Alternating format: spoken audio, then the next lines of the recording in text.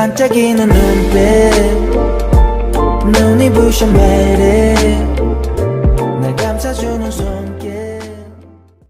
Shin Yeo-jin was acting completely irrational. She was claiming that Gu-hana, a woman who had helped raise Eun-chong, was her long-lost daughter Yoo-jin. Yoon Sung-ho was furious and couldn't believe the lies Shin Yeo-jin was telling. Gu-hana was someone who had taken care of their grandson, and now Shin Yeo-jin was deceiving her, claiming that she was her daughter. Yoon Sung-ho was angry not only because of the lies but also because of Shin Yeo-jin's past actions, including her role in the death of Gu-hana's parents. Ji-seok had contacted Yoon Sung-ho and explained the situation, telling him that the woman Shin Yeo-jin claimed was Yoo-jin was actually Gu-hana, who had been adopted by his real father, is the daughter of a deceased friend 20 years ago. He insisted that Gu-hana wasn't Yoo-jin, and the DNA test that Shin Yeo-jin was using as evidence had likely been tampered with. Yoon Sung-ho wanted to get to the bottom of this and stop Shin Yeo-jin from continuing her deception. When Yoon Sung-ho confronted Shin Yeo-jin, he was horrified by her actions. He couldn't understand why she was trying to replace Yoo-jin with Gu-hana. Gu-hana wasn't just some random person to them. She was a good friend of their Yoo-jin who had raised their grandchild Eun-chong with love and care. To use her like this was unthinkable to him. He was even more enraged when Shin Yeo-jin spoke about her plans to take Eun-chong into her care, saying she would raise him as her own. Shin Yeo-jin didn't seem to care about the consequences of her actions. She insisted that she had already met Gu-hana and had convinced her that she was her mother. She refused to back down even though Yoon Sung-ho pointed out that her actions would hurt their family and lead to even more chaos. He pleaded with her to stop, but she was determined to continue with her plan. Yoon Sung-ho knew that Gu-hana had been through enough pain and didn't deserve to be caught in this mess. He even worried about the impact on Eun-chong, who could suffer deeply if this lie was revealed. As the situation grew more complicated, Hwang Jin Goo, who had initially felt guilty, became part of the scheme, further deceiving Gu-hana. Despite his doubts, he eventually gave in and joined Shin Yeo-jin. He believed that it was better for Gu-hana as she had always longed for a mother. But Yoon Sung-ho saw the truth. Gu-hana was being manipulated and used for Shin Yeo-jin's own gain. He realized that the only way to protect her and everyone else was to reveal the truth about Yoon Yoo-jin's real identity. Yoon Sung-ho was determined to stop this lie from continuing. He knew that Gu-hana was not Yoo-jin and the truth about her real family, including her tragic past, needed to come out. He was ready to tell her everything, even though he knew it would be a huge shock. He believed it was the only way to prevent further harm to their family and to protect Gu-hana from being hurt again. In the end, Yoon Sung-ho knew that he was the only one who could expose the truth, and he made the difficult decision to do so, hoping that it would bring peace to their troubled lives. But with Shin Yeo-jin's obsessive plans and the secrets that were being kept, Yoon Sung-ho feared that things might not end well for anyone involved.